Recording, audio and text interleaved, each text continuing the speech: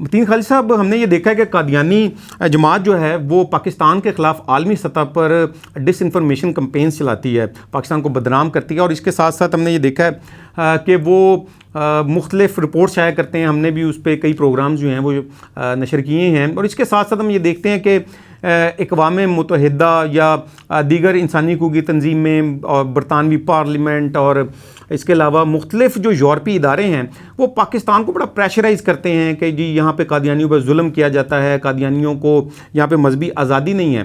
تو کیا یہ جو برطانوی ملک ہیں یا جو کینیڈا ہے یا امریکہ ہے، یہ ان کے پاس یہ مینڈیٹ ہے کہ وہ پاکستان کے داخلی معاملات میں دخل اندازی کر سکیں؟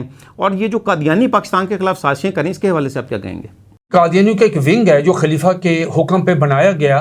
انہوں نے یہ کیا کہ وہ ونگ یہ کام کرتا ہے جس میں لارڈ طارق بھی شامل ہے، منسٹر جو ہے برطانیہ کا. وہ کیا کرتے ہیں، وہ ہر مہینے بلا ناغہ ای میلز اور ان کو لیٹر لکھتے ہیں ایمنسٹی انٹرنیشنل کو اور وہ اقوام متحدہ کی حقوق انسانی کو، وہ کانگریس کی جو حقوق انسانی وہاں پہ تمام یورپی ممالک کے پریزیڈنٹس کو، ان کے پرائم منسٹرز کو وہ لیٹر لکھتے ہیں کہ جی پاکستان میں ہم پہ ظلم ہو رہا ہے، ہمیں حقوق حاصل نہیں ہے.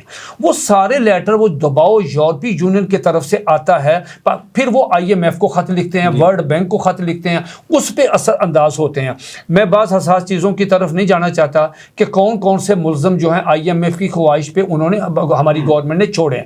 اب وہ جو دباؤ آتا ہے تو گورنمنٹ یہاں پریشان ہوتی ہے. گورنمنٹ جو ہے وہ آگے ججمنٹس دیکھتی ہے. اب سپریم کورٹ کا جو ججمنٹ ہے وہی ظہیر الدین بنام سرکار والا، اس میں دو ٹوک بات ہے کہ جناب ان کو حقوق حاصل ہیں لیکن یہ دھوکے باز ہیں. اب وہ چیز سمجھتے نہیں. اب دیکھیں یورپ میں ایک قانون بنا ہے کہ مرد کے ساتھ شادی کر سکتا ہے. جی ہم نے کبھی وہاں پہ انٹرفیرنس کیا کہ جناب یہ آپ نے کیا، یہ آپ کر رہے ہیں اخلاقیات کے خلاف؟